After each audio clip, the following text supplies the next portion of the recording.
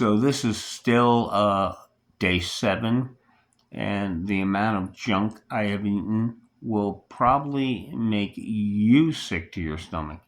I have had donuts, beef jerky, cheddar cheese popcorn, tater tots, and I'm planning on having a double cheeseburger with Swiss cheese and bacon a little later.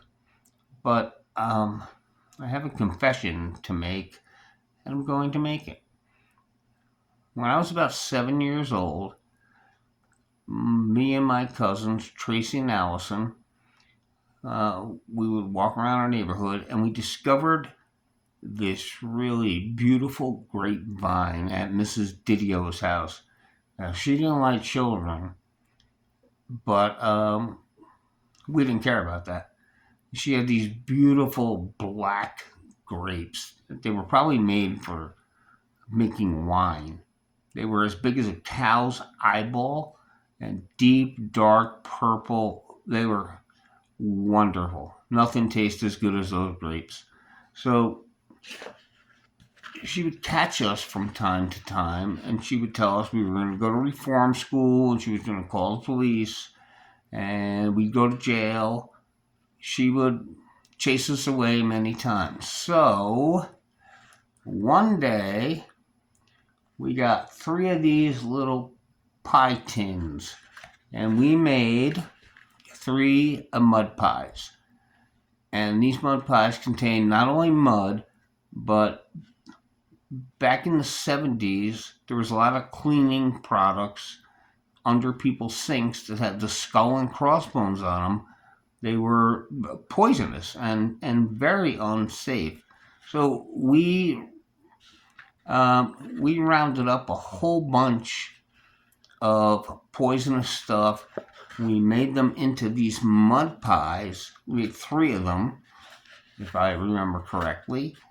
And we made these killer pies, and we wrote a note that said, "From your mother." And we put these pies on her porch.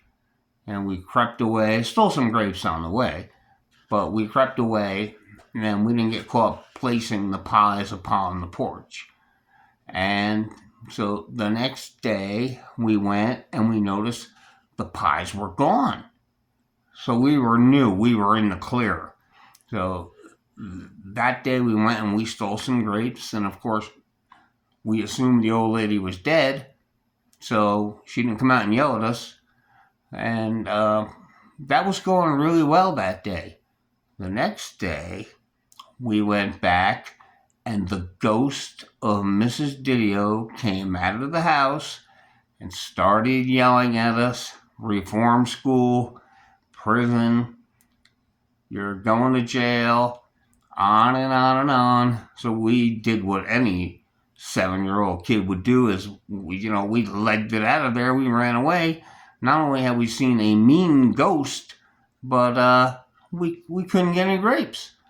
So I'm pretty sure the statute of limitations is up on attempted murder. But just in case, I've now given a full confession. But one thing remains in my mind. Whenever I go to the grocery store and I see some really good-looking grapes, I certainly have the desire and and I want to steal some. I don't do it because that would be wrong, and I'm not 7 anymore, but I still really, really want to. All right, until I talk to you later, that's it for today.